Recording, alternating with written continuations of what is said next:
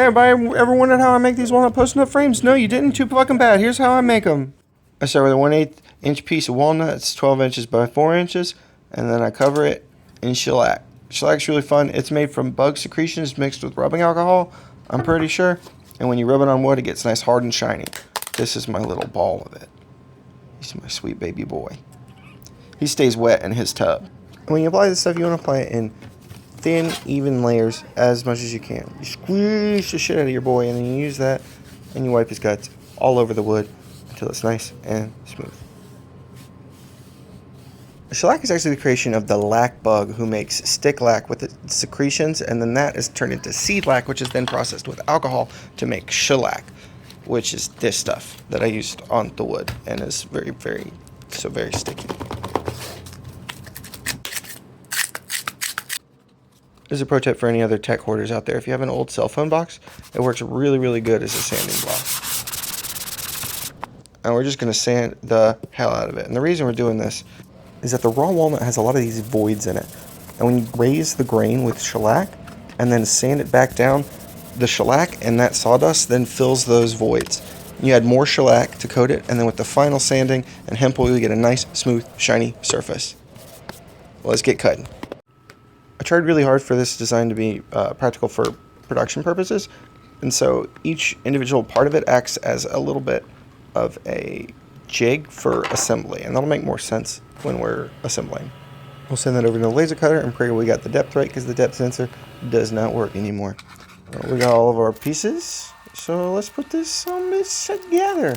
First thing you're going to do is you're going to tape it down and forget how you fucking designed the original thing in the first place, because it's been so long since you did it. And you're going to try this glue up thing, and you think you're doing it right, and you remember, no, you fucking stupid idiot. You're supposed to use some magnets to hold the back place in place while it glue dries, idiot.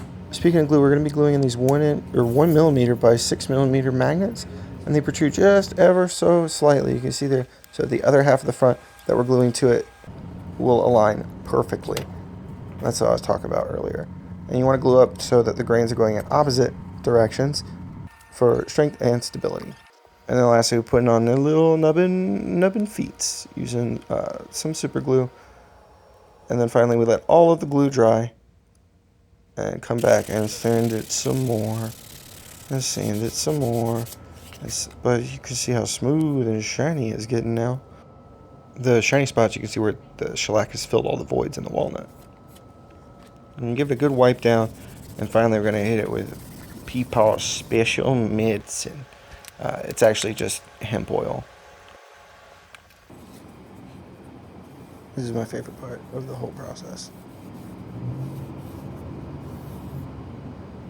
It's just super transformative, and I don't know, I never get tired of it.